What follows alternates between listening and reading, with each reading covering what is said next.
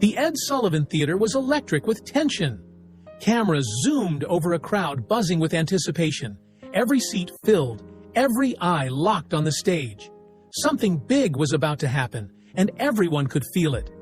Stephen Colbert strutted to his desk with his usual swagger, flashing that polished grin that had charmed late-night viewers for decades. The applause thundered, but something in the air was different tonight. This wasn't just another celebrity guest. This was political dynamite waiting to ignite. Sitting across from him was Karoline Leavitt, the 25-year-old White House press secretary. Her navy suit razor-sharp, and her gaze even sharper. She looked calm, too calm for someone walking into the lion's den. The contrast couldn't have been clearer. A youthful, conservative woman facing off against a seasoned liberal host on a show known for mocking her political side. And the audience? They were ready for blood, or so they thought. Colbert leaned forward with that signature smirk and dropped his first bomb. "So, what's it like being the adult supervision in this White House?" The crowd exploded with laughter. It was a jab, plain and simple, and everyone knew it. For a brief second, the camera caught a flicker in Karoline's eyes, a flash of steel behind the smile. She didn't flinch, she didn't blink. She straightened her back, and with that one subtle movement, everything changed. In that instant, it stopped being just another talk show. This was about to become a war of wits, and Colbert didn't realize he just poked a lioness. Before the laughter could fully die down, Karoline delivered a calm, sharp reply. "That's actually a fair question, Stephen, though probably not in the way your writers meant it."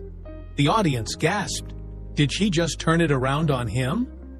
Colbert tried to chuckle, playing it off with, "Hey, my writers are innocent. Just kids, really, like your economic policy team." More laughs, but less laughter this time. People were beginning to sense something was shifting. Karoline leaned in, her tone respectful, but unwavering. "I've watched your show for years," she began. "Even when I disagreed, I appreciated the intelligence. That's why I came here tonight, even knowing it might be a hostile environment." "You could have heard a pin drop." Colbert raised an eyebrow, momentarily caught off guard. She wasn't defensive. She wasn't flustered. She was intentional. This wasn't her first rodeo, and it showed. Then came the next jab, this time aimed at her qualifications. "You were in college not long ago. What makes you qualified to speak for the White House?" It was a line meant to put her on the back foot, but Karoline was already 3 steps ahead. "I wondered how long it would take before we brought up my age," she smiled. 3 minutes and 20 seconds. Not bad. The audience burst out laughing again, but now with her, not at her. She continued without skipping a beat. "The average age in Congress is 59. Same as you, Stephen. The Senate, 65. But the median age of Americans is 38. Shouldn't we have someone under 30 in the room when decisions are being made that will affect our generation most?" Bam! Point made. Colbert tried to jump in with a quip, but Karoline raised her hand ever so slightly. "May I finish?" she asked. Firm, but not rude. And just like that, she took control of the room. She laid it out with stunning clarity. "I don't pretend to have more wisdom than someone twice my age," she said. "But if our future is being written in rooms without young voices, then who is it really for?" The audience, expecting another verbal takedown, was now completely absorbed. This wasn't just political sparring, it was a message with weight. Colbert regrouped and tried again. But when a national crisis hits, experience matters more than perspective, doesn't it? A fair question, but she was ready.